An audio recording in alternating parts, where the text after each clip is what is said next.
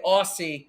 And Austin and I now have been interacting. For those who listen to this now or might listen to this later, we've been interacting now for a while. Has it been? It hasn't been a year that we've. It's pretty close to I a don't year. know. I think it'd be probably. I think we're almost at a I year don't know. now. Maybe we've done a small handful of shows on Spark Show that were just impromptu conversations that Aussie and I are having on venture capital, small business. For transparency, I invested in one of Austin's projects, Schedule.me, and he's still building on that and working on that, and that's been an interesting project. I also had the fortune of meeting Aussie's team, which were a bunch of folks from the Obsidian Council, which Obsidian's a great group from the Jesse Eckel, who kind of started this whole thing with his project Zero to $1 Million, which was a fun YouTube channel to watch. But then he spun that and parlayed that into a powerful Discord for investing. And Austin's been, running deep with these groups. And the one thing that Austin is doing, and he's so unassuming over here, but he actually encounters a lot of conversations with investors. He himself, I'll tell on him, he just raised, 6 figures in the last month for one of the projects they were working on himself. And I wouldn't even call Austin like a high-powered sales dude. He just knows how to talk, or learning more all the time about how to talk to people. But today, we're just going to dialogue on, is there a difference, and what are the differences when you're talking about raising funds in a Web2 world versus a Web3 world. So if that's okay to everyone watching, good afternoon. Please submit your questions. I'll have the chat up here, and Austin is prime. He's got a lot of experience, and maybe we could get your questions answered. So let's just kick this off, Austin, and asking, where did this thought come from? Like, what's brewing in your world that this comparison was starting to strike you? Well, we're in a kind of a very interesting phase on Schedule Me. So we've been working Yeah. on it for 6 months now, a little Mhm. bit more, and we're kind of getting ready to kind of kick off phase two. We kind of did phase one. We've been figuring it ourselves out, been trying to figure out the market, and we're in phase two, and we're kind of looking at doing our outside of our angel kind of seed round, our big first raise. We're looking around $50,000 to $100,000, and so to kind of fund our next stage of marketing and our next stage of development and all of that. And so we've kind of been just trying to decide: do we go the classic Web2 route with VCs and all of that, or do we go for a Web3 route? And that's kind of been the discussion that's been going back and forth. And so I thought, why not build in the open and kind of have this discussion openly? Yeah. We haven't even decided what we're doing. So What's the, for some reason I can't pull the website up. What's the website? Helpschedule.me. Help Schedule. Man, that's the one. I was going to drop this for everyone to check out in the comments. Helpschedule.me. This is the project that Austin and I have been, Austin really been working with, that I was fortunate enough to meet Austin and invest in. Check that out. So let's talk about that. So are you thinking there's a difference between like seed funding and crypto funding because of you've been offered terms that are different? No, but it's because there's different approaches. Because doing a Web3 approach, you're dealing with potentially hundreds or thousands of investors that are potentially putting up $100 or $200 a piece, and may or may not be super vocal about it. And you potentially need a bigger team to do a Web3 type launch, or because it's actually an NFT launch in some form or another, right? Exactly. It can be, you can either do it as a token or an NFT. We're talking NFTs more than tokens, and there's a whole bunch more labor and team involved in doing a Web3 launch, but you get to dictate the terms. So rather than in a Web2 kind of approach, where more often or not you're taking terms from a VC. At the stage that Schedule Me's at, you're taking terms from VC. You're not necessarily dictating terms. And so, and by dictating terms, let's do layman's terms here for this period. When you say dictate terms, when you say, hey, let's do a fundraise, but let's approach it Web3, there's got to be some sort of value exchange. You're going for a broader audience, less experienced. In America, what do we call it? I don't know what it's called in Canada, but it's non-accredited investors, right? Yeah. Um, they're expecting a lot, but it's often in the form of community or promises. But back of that, when you say there's a lot more labor, unpack that. What do you mean when you say, hey, in a Web3 fundraising world, there's a lot more labor, so you got to have a bigger team? What does that mean practically? Well, in a Web3, practically it means you've probably got to have a team of chat moderators. So just people, and community managers. So people that are going to manage and kind of answer questions that all of these 100 different little non-accredited investors might have.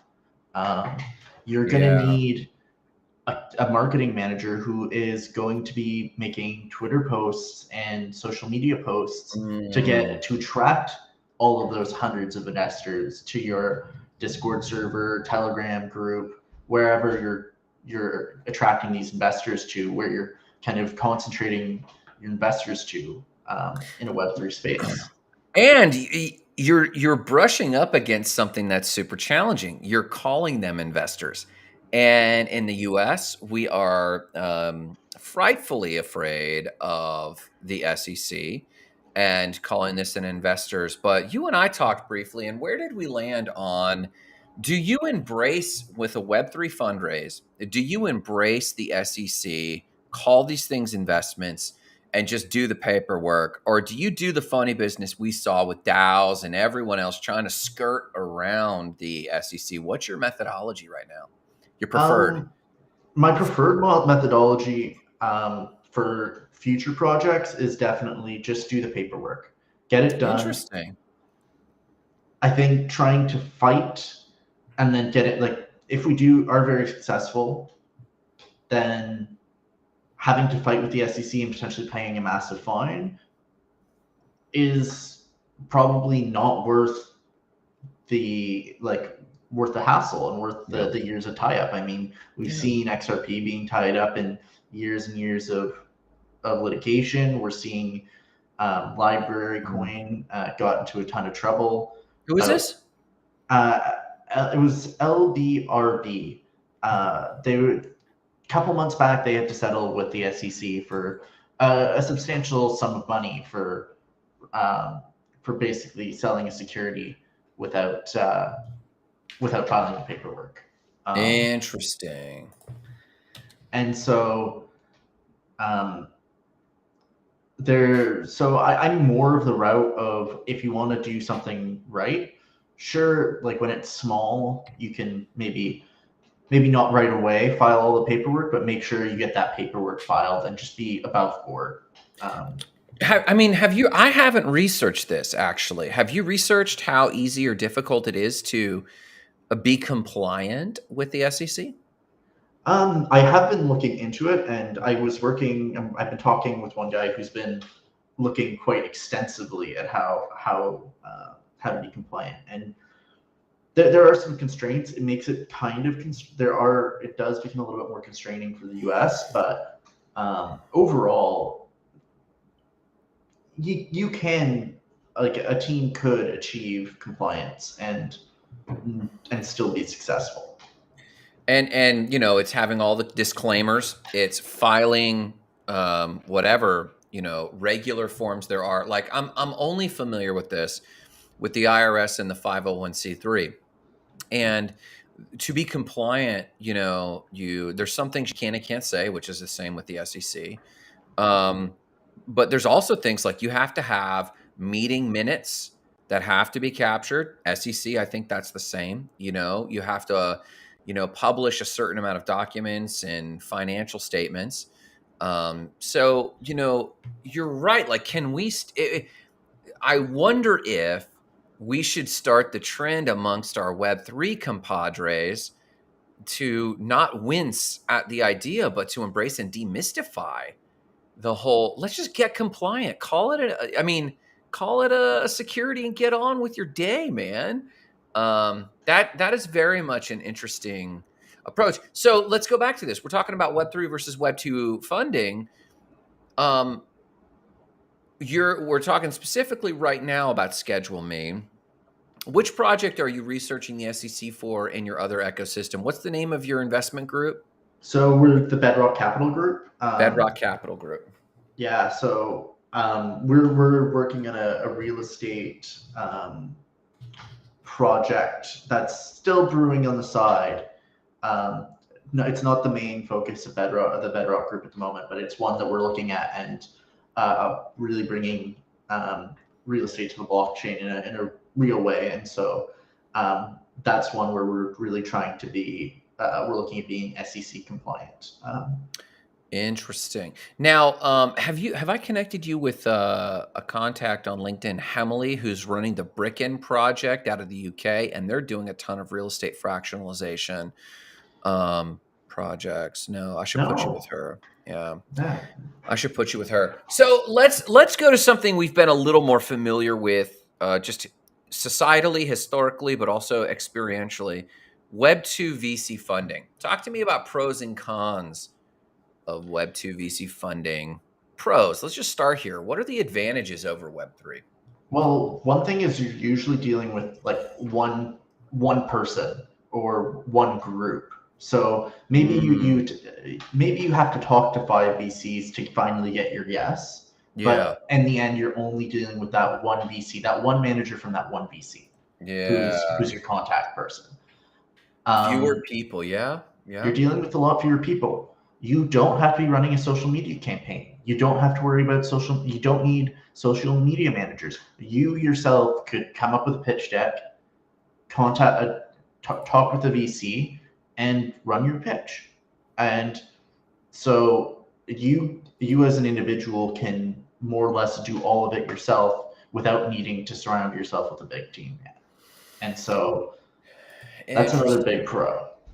So one person, I'm going to take some notes here to deal with. Don't need a big staff or don't need social media. Social media. So, do you think though, like one thing that appealed to me about Schedule Me was not up and running when we met, but one thing that appealed to me in a big way was your activity at minimum your activity in my Discord, but then watching tangentially or peripherally your activity in other Discords gave a social credibility to you. And I know that like Jarrett and I at Not Crypto Bros, we're talking quite often about social credibility, or there's another term. It's like, what is your social investment? So there's your cash investment, your time investment, but you're also bringing what we used to call a Rolodex, but really it's your network effects, which is a form of investment to the plate. I think it plays a role. So when you talk about Web2, you don't need to be running a social media campaign, but does it help?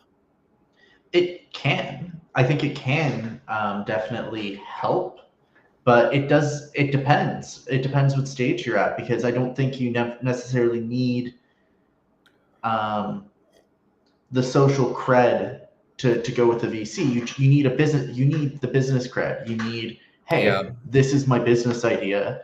This is maybe this is the stage that we're at. yeah, Like this is why it makes business sense. You need your business case. Whereas yeah.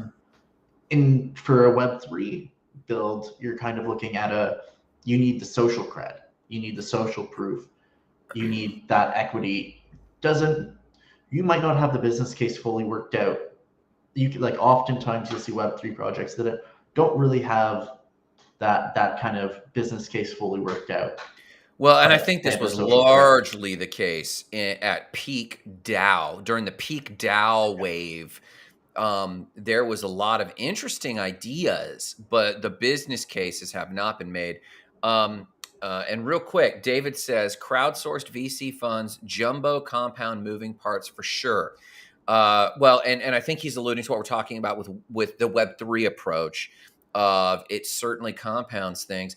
And back to your point here, Austin, I truly think you're talking about, and I would fully agree for seed stage. I would fully agree at like round A, maybe round B. But after that, I would feel like part of the business case is how many users have you talked to? So, but this is all the experience I have had is only in seed and maybe round A. I haven't had experience in bigger ones, and I might be projecting. So let me ask, what in your experience, like what would might correlate to what stage people are used to hearing about has been your experience? Like how far into that cycle have you participated in? I've gone to probably like around A. I worked on projects up to around A kind of scenario. Schedule me is probably in around A kind of space is what I'd Yeah, say. me too. We've got a working product that Yeah. needs further development and needs further marketing, Yeah. essentially. Um, I haven't done B or C, and Yeah. I don't see a lot of Web3 projects or Mm-mm. Web3 businesses going for a B or a C. Not normally. Yeah. They might they'll often do a seed and a A. Occasionally, in the bull market, you could also see a project go for a B, Yeah. but not often. No, and what we're also looking at is the psychographic profile of or the demographic profile of the investors from like past B stage, right?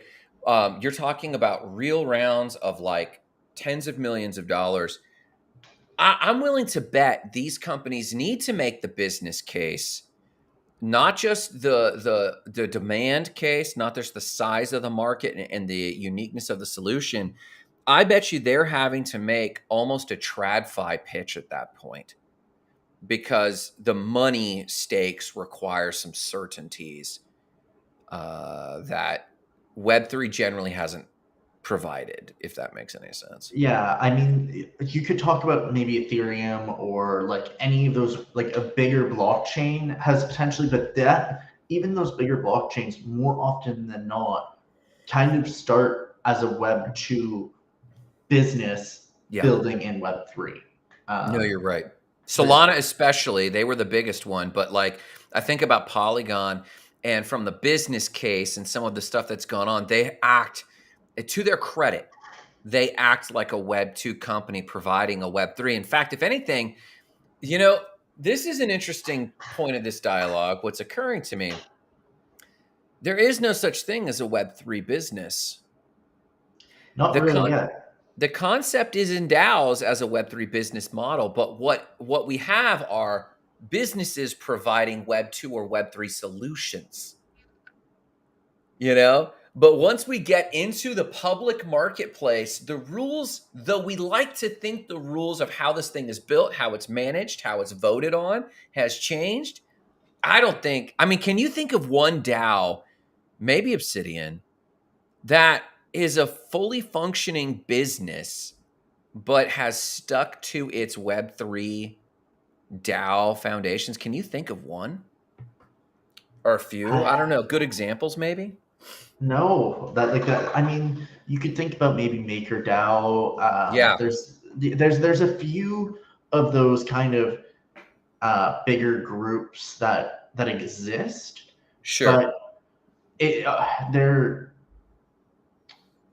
I don't know if they would be. I'd be familiar with anyone enough to really say there's something that it's a business that's really run as Web3, and Yeah, because I mean Obsidian it's offers Web3 services. There's a Web3 yeah, community associated, but I wouldn't necessarily say it is run like a DAO. It is not a DAO yeah, business. yeah. So And then the ones that have the DAOs that have stuck around, like you mentioned, MakerDAO, Cult DAO, these ones that have stuck around, their business case hasn't been proven. They're just like in it for the ideology of Web3, and they're really trying to push until that thing goes. David Patrick says social proof and relational equity, and I fully agree, David. That's probably a better way to say that, relational equity. If I have an influencer channel, and well, let's just say if I could be an influencer, yeah, like I remember in 2015, 16, we built the Smart Crypto Coach course. And we went to Bitcoin Miami. and we wooed this major influencer, millionaire mentor. You can look at his Instagram, and it cost us an arm and a leg just to get the dinner. And then the dinner itself had certain requirements. It was super swanky. And then that was whether or not he would continue negotiations to bring on relational equity to try to get our course up and running. It was a big process. Um, so as you think about schedule.me, Austin, and as you think about types of fundraising, but you're kind of juxtaposing Web3 and Web2, and there's different approaches, and you laid out a few really important ones. Tell me about what you think the internal requirements of the product or service itself, how that changes whether you're doing a Web2 approach or a Web3 approach. With the Web3 approach, I think there's a lot more paperwork or documentation, but it's more sentiment-based documentation. It's not necessarily business case documentation. So like a white paper. Yeah, so like a white paper that hypes people up about why they could potentially make a ton of money on this investment opportunity, or how this deal looks for them, how they benefit, why they should get their friends involved. Whereas a roadmap. Yeah, a roadmap. What does it look like building into the future? But on a Web2, it's okay, I got one pitch deck. I'm interacting with this VC 2 to 3 times potentially at most, and depending on how far the deal goes. And it's a pitch deck, some financial documentation, a business case, and there's no internally, there's no needing to build hype. There's no kind of excitement metric. There's no social engagement metric that you really have to hit. And that's kind of the challenge. It's kind of which one do you want to do? But I think I remember you saying at one point, if we go the Web3 route, if we market to Web3 people, and by sometimes if even in the marketing, like your SaaS product costs what, $7 a year or something like this? $7 a month, $60 a year. There we go. Sorry. $7 a month, $60 a year. And let's say that you go from Discord to Discord. Let's say you sell, 2,000 seats. And let's say those people are Web3, generally in like the topics of the Discord you're in. You mentioned once possibly the requirement that the product itself have Web3 components.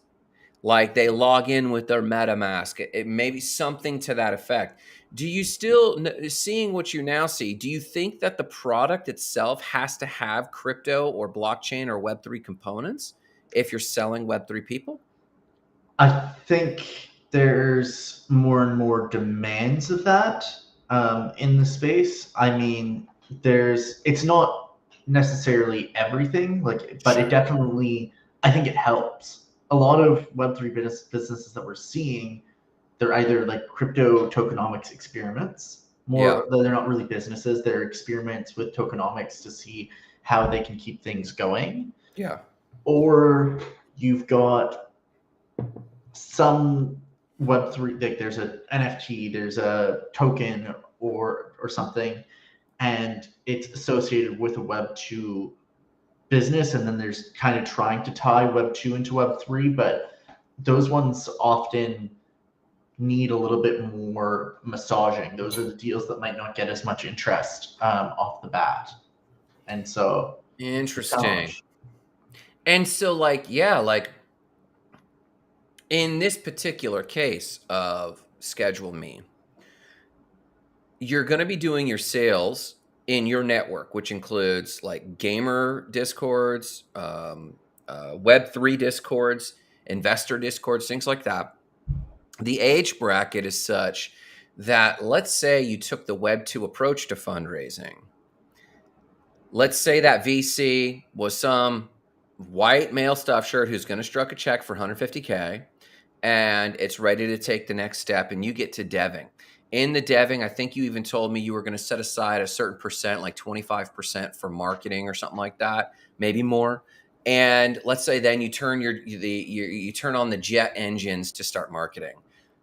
Well, as you start marketing and you're getting a feedback loop from users, that psychographic user might still require Web3 components, a MetaMask login, right? And so it sounds like, as we're talking about it, building a little bit in the open here, it sounds like it's two birds with one stone. You have to make sure that you modify the product, the SaaS itself, to have some kind of Web3 components.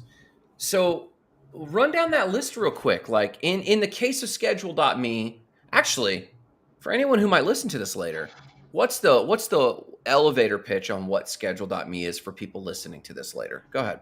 So Schedule.me is a bot or a software as a service that takes events going on in social media, Discord primarily, but we're also building and integrating YouTube, Twitter, Telegram, and potentially other softwares, and taking all those events and major announcements and putting them onto your Google or Outlook calendar for you.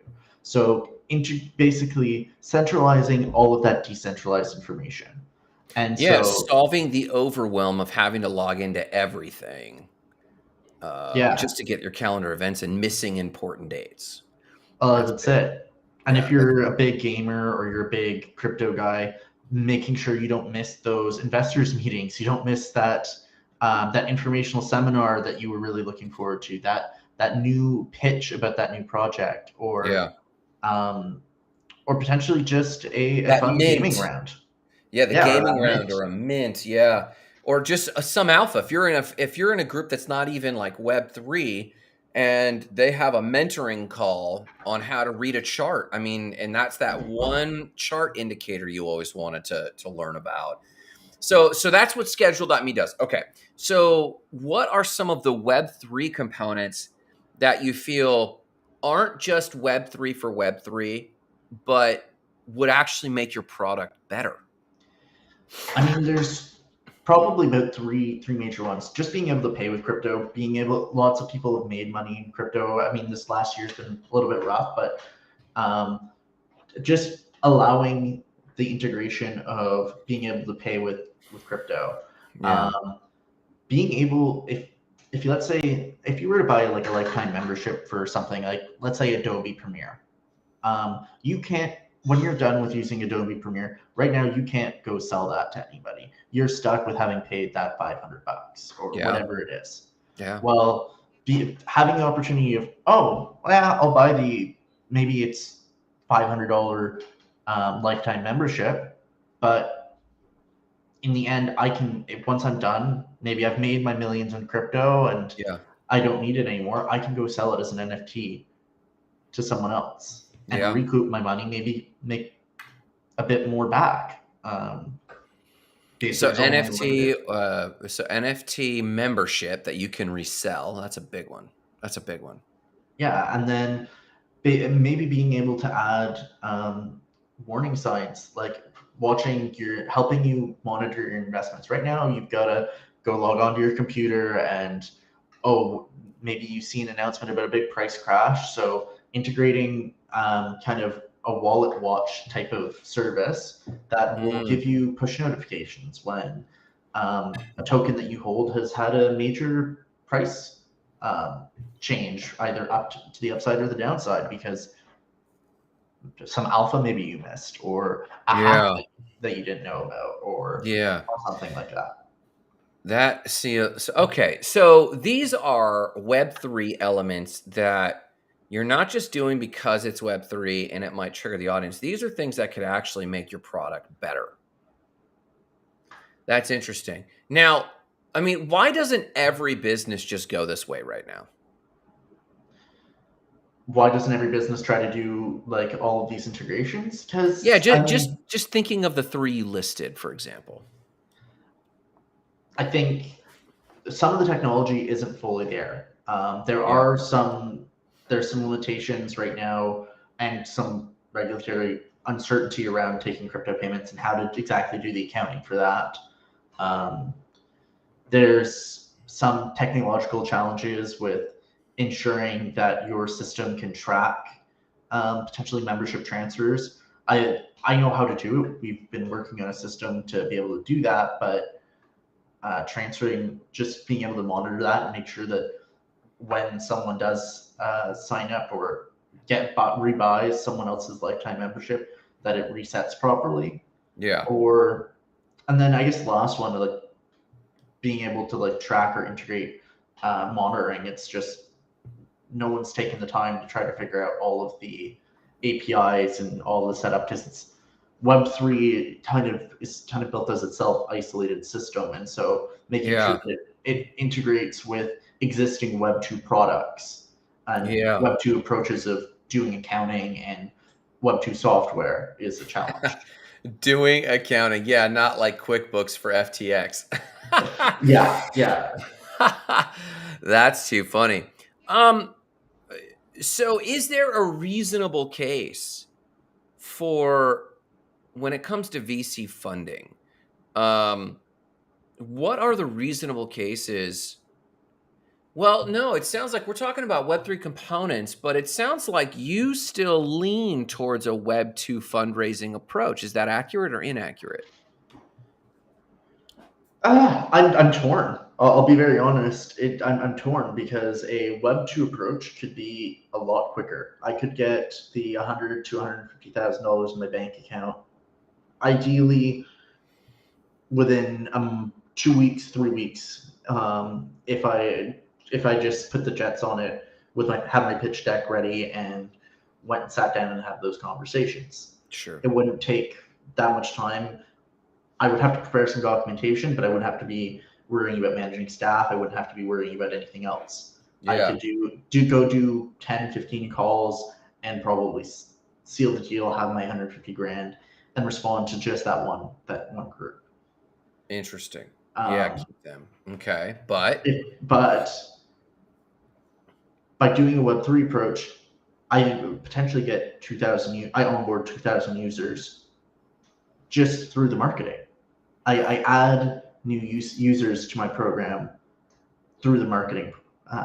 Through that, I have a little bit, like I have more space. I have people to bounce. I have a buy-in from the community and from people to bounce ideas off of. See mm, um, from real users how they feel, what they think.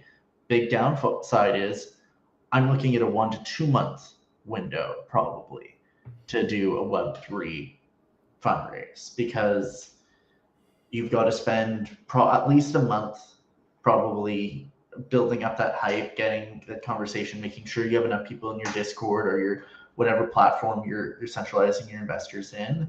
mm, And then you've got to make sure if your Web3 ducks are in a row for people to mint and their NFTs or however they're depositing their investment. And then you've got time to, if you've got to offboard, like for example, a bunch of the money that I'll be raising is going to have to be offboarded from Web3 back into Web2 space. And so I've got probably because of withdrawal limits um, on exchanges, and not wanting to keep too much money on an centralized exchange for too long. yeah. um, I probably got a week or 2 weeks of kind of slowly offboarding funds to do. Mm.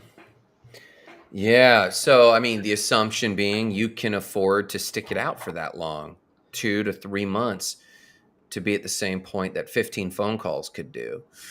I mean, time is the enemy, right? Like time right now is the biggest enemy to all innovation. We were just talking just now before for the listeners later or the viewers later.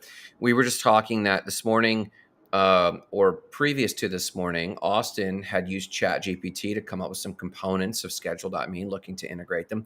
I myself just this morning wrote a plugin using ChatGPT, and that plugin had to do with ChatGPT itself, and I own a web design company, so I thought, well, if I could come up with a plugin to sell, and Austin said, well, dude, if you've been in their Discord, you know that several people are working on this already, and it's like, dang, like time from the idea to implementation is the enemy. So, oh yeah, I here, saw that, oh Jared. Jarrett, you see Jarrett, don't do Yeah. it.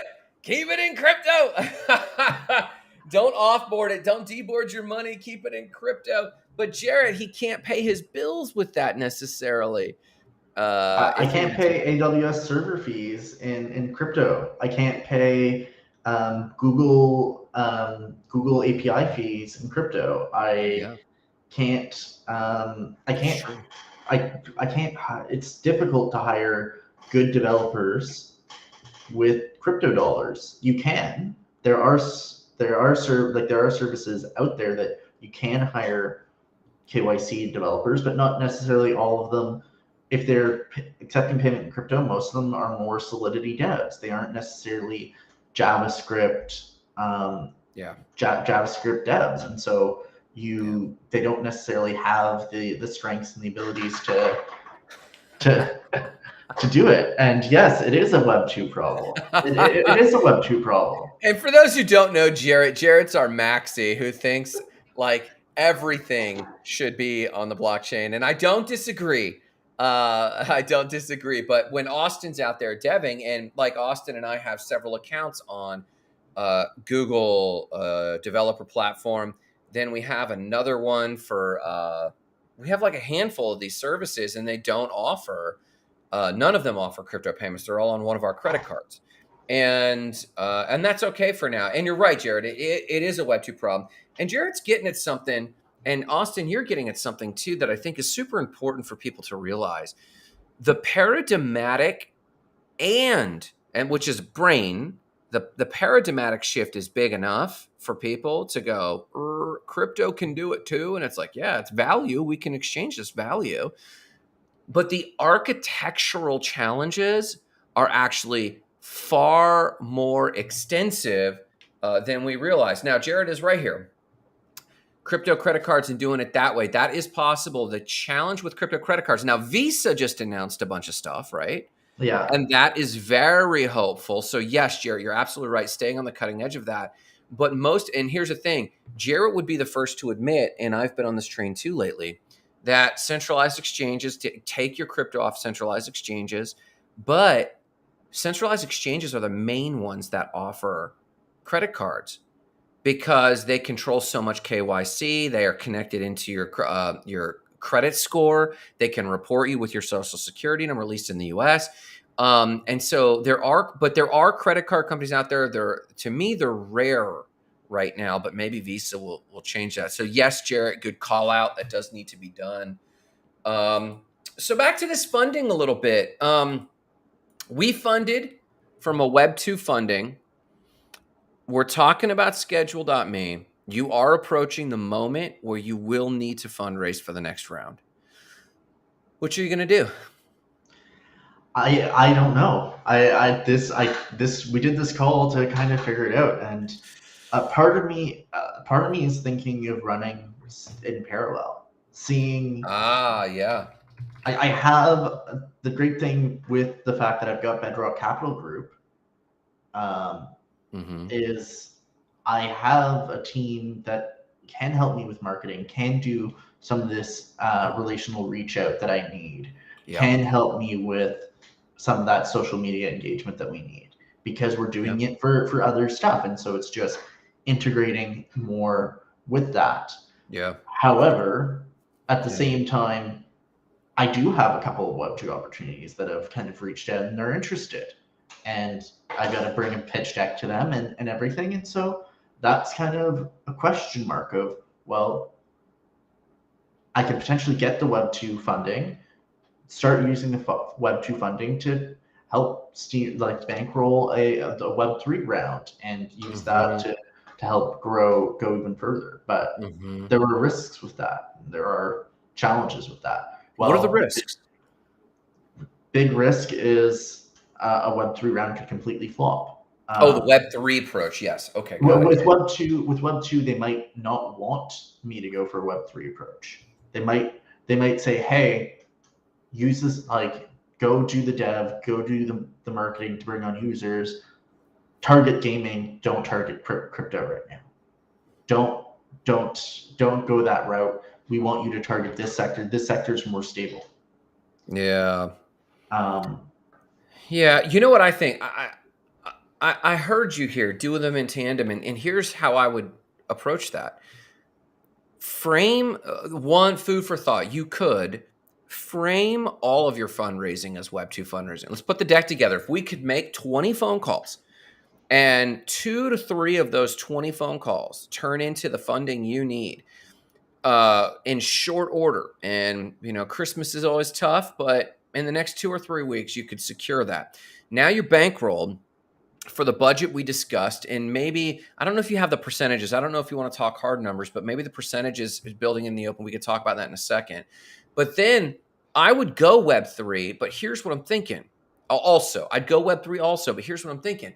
Don't frame it as fundraising, because the value exchange that a Web3 participant in the funding round, the part of the value exchange is membership. Just sell memberships. And to a Web2 VC, it's not an either or component. It's, as a VC, if I step up with 150K and I go, I'm wanting to see several things. I don't expect you to be selling seats, paid seats, but it'd be great if you did. And so if you just don't frame Web3 as a funding opportunity, but a sales opportunity to a Web2 investor, you're not having to pick one or the other. You can have your cake and eat it too. And then some of the framing to those who might be participants in Web3 can be like, here are the benefits of becoming a founding member. Go ahead. What's your thought? Well, see, we tried the membership approach in Web3. I did try it. For we didn't push hard. I was kind of in a transitional phase in my at the time, and so I couldn't go full Web3 like I wanted to. But we did try a Web3. Hey, here's here's a membership. You guys get a referral code. There's a little bit of a rewards pool that, as we hit different targets, a little bit of money will go back to these original investors. It was we were only talking 1%. We weren't talking a large rewards pool, but when we look at the potential business case for Schedule Me, the 1% would be a substantial sum, even amongst a small group, especially amongst a small group of investors. And it fell on deaf ears, more or less. We had I had 10 people that kind of were interested in exploring the opportunity, but no one really bit. It wasn't unless it's an investment where they have a chance of making a return in Web3 right now. No one's interested. They're kind of, the Web3 market's so down that they don't really, unless there's a chance that they can get a return on their money, they don't really want to potentially risk whatever capital they do have left. Well, then it sounds to me like your decision is made. You have to go Web2. And when we talk about the Web3 component, and I talk about selling memberships, I'm not necessarily, and I validate that experience. That confirms something that I've been theorizing on. The more I observe, and this is just another reference point that confirms it, and that is Web3 will not be its own thing when it's said and done. It'll be a category of features, benefits, concepts we talk about. But when we sell a membership, a SaaS membership to Schedule.me, it's just you're selling a membership. And when you list the features and benefits, there might be the traditional lifetime membership, founding rate, discount codes, all this sort of stuff. And the product itself is awesome, right? And then in there, get you get your founding member NFT. That's not a clincher. It's not the focus. It's just a cherry on top. And they get that because you can sell your membership in the future, as you can possibly sell your membership in the future and recoup any cost of an unused membership should you not get any use out of it, or get access to a private community or whatever. But the point is I wouldn't make it a Web3 pitch. I'd make it a pitch that it's awesome and have Web3 components built in. Maybe even don't put it out there. Let them arrive on the website and it says pay with Bitcoin, Litecoin, Matic, or the coin of your choice, and then go, whoa, cool, man. And we've seen with MetaMask and PayPal and all this stuff, like it's going to be seamless in like, I think it's going to be seamless in like 12 months. So I Less think than, I say six. you think Six so? months. I think 6 months. They're the companies that we're seeing approach it right now Yeah. have the money, the manpower, and Yeah. the vested interest Yeah. to make it seamless as quickly as possible. I tend to agree. So 6 months is your prediction. I'm saying 12, but I'd be open to six because, like, I opened up MetaMask earlier, and I never even thought about this, but like the buy function already has a whole variety, and PayPal's going to be added to that soon. People are used to how janky kind of paying with PayPal already is. It's gonna fall into that category in the brain. So I think that it, given the current environment, and you're right too, Bitcoin is also down. People aren't wearing their crypto swag as much. Maybe if the market was hot, you could go after those audiences even more. But if a VC from Web2 world paradigms comes in and said, just go for gamer discords and AMAs, sure, no problem, bro. They don't have to, they don't even have to, you don't have to run it by them that you're taking Bitcoin, that you're offering NFT to founding members, just as an aside. And then what was the third feature? Your third Well, Web3? it was more of a just a feature of the software as a service, and that was the monitoring and the the push. We're looking at building basically a whole bunch of. There's a primary membership, and then there's a whole bunch of kind of add-ons essentially.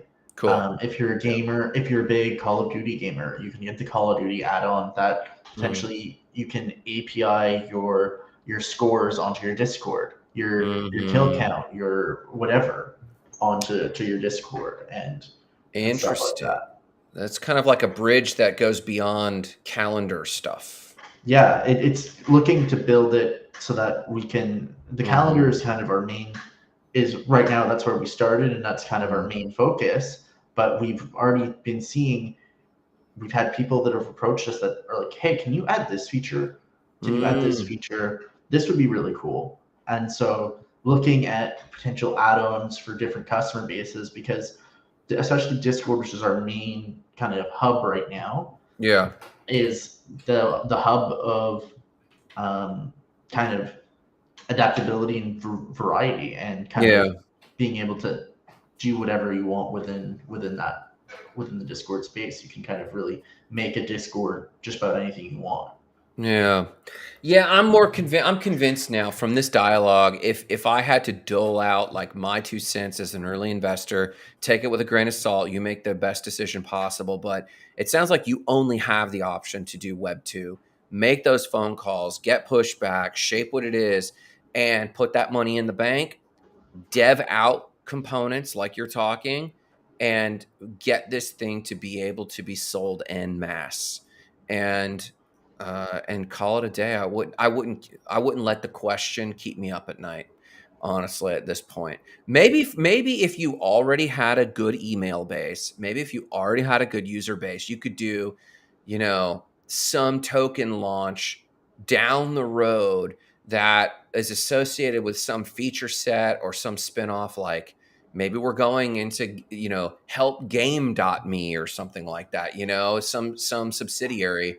But for now, I say just that would be my 2 cents, honestly. I don't know. And that definitely was like my Web3 friends like Jarrett Yeah. are saying, hey, keep it Web3, bring it Web3. Like the Yeah. idea came in Web3, keep it Yeah. here.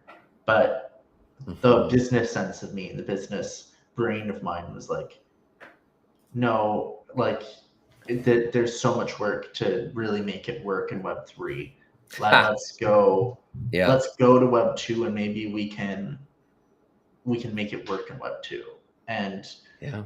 like just understand like just understanding the challenges that are going on in Web3 right now. And Yeah. Being realistic, and I'm sure you've caught wind of me and Jarrett's ongoing playful debate between real estate and Bitcoin as good long-term investments. Which will play out better than the other, and it always boils down to, well, what are your goals, right? Like, and Jarrett's got a very strong growth goal. And I've got a pretty strong growth goal, but I also have a cash flow goal. Um, my point is to parallel your thought just then of all the idealists around me who I do agree with as an ideal. We got to keep it Web3. Then I come up from air and question my business sense. And I go, listen, I hear what y'all are saying about Web3, but y'all are floundering and I don't want to flounder. And I don't know why we're floundering. The market's down, sentiment's down. Maybe I haven't figured out how to pitch this right. Maybe I actually haven't built anything of value. I don't know. But the one thing y'all have in common is that you're not willing to look at other areas. And for me, you know that we look at real estate and TradFi because our goal isn't to be, we are fans of crypto and we'll wave that flag probably the rest of our life. But even like 3% more important than that is that we achieve financial freedom. And when these push come to shove moments occur, it's like I have to move this thing forward, and I'm not going to wait for market sentiment to change. I'm just going to go where the money's at. And I think I told you this. We had a similar aha moment when we were on the missionary field. And, there's reasons we were stepping away from the theology we were attached to and the religion we were attached to. There was like very real reasons to stop, but practical reasons were missionaries are very expensive poor people. And so we're trying to raise money for poor people, but like when you do this fundraising, you're actually raising money for your golden parachute and then a little bit for locals. And you're like, this does not make sense. And what dawned on us is we need to go back to America, build our businesses to fund the people that are floundering themselves as missionaries who might have a good heart to serve people, but they are missing the boat when it comes to money. And it sounds like you're in a kind of a parallel thing where I hear you. I'll get there, but the slow boat to China is not what I need to be doing right now. I need to do what works. Go ahead. Yeah, well, that's it. I need to do what works. And I'm thinking to myself, well, the goal would be like building in the open. The goal is to hit at least 2,000 users on Schedule Me by the end of April. Oh yeah. Yeah. Ideally, that's the goal. We've got marketing campaigns that we're looking at doing with gaming influencers, affiliate marketing programs with different gaming guilds and stuff like that to try and Great. kind of build that audience. And really, we want to. I mean, I would be astounded to see the goal. There's 300 million users on Discord. Yeah. There's more than that between Twitter and Telegram. Mm-hmm. You want to hit even 0.01% would make Schedule Me a home run. And so we need to find a way to hit that audience. And the best way to do that is to go and maybe take that traditional route a little bit and really hit home. If we were talking in the bull market, Web3, 100%, because I knew I could do $1 million in a week. Yeah. But yeah. In a bear market, even doing 100,000 takes several weeks, several months of work. Well, I appreciate your heart. Where should people be following? We know that helpschedule.me is the website. Let me drop that in the comments there. Anywhere else people should be following you or checking out what you're up to? You guys can check out our Discord. Our Discord is kind of coming alive. We're going to start we're brainstorming there. You can also check out my our new YouTube channel that I do with Bedrock Capital Group, which is decentralized news. So you're going to catch me there, and you can catch me here on Grant's YouTube channel, because we're going to be continuing to build in the open and really do it that way. We'll continue to check in because we have a vested interest, but B, people need to know what it's like to build in a bear market with you, me, and Bedrock Group in the back room trying to make something that's a good product already, but working through the marketing, working through the financing, working through the funding. So thanks for being here. I really, really appreciate it. And to the rest of you guys, we're just going to encourage you. Why do we talk about any of this stuff? Well, no matter what you do, we hope that you remember the mission, and the mission's igniting lives of explosive significance. Have a great day, everybody.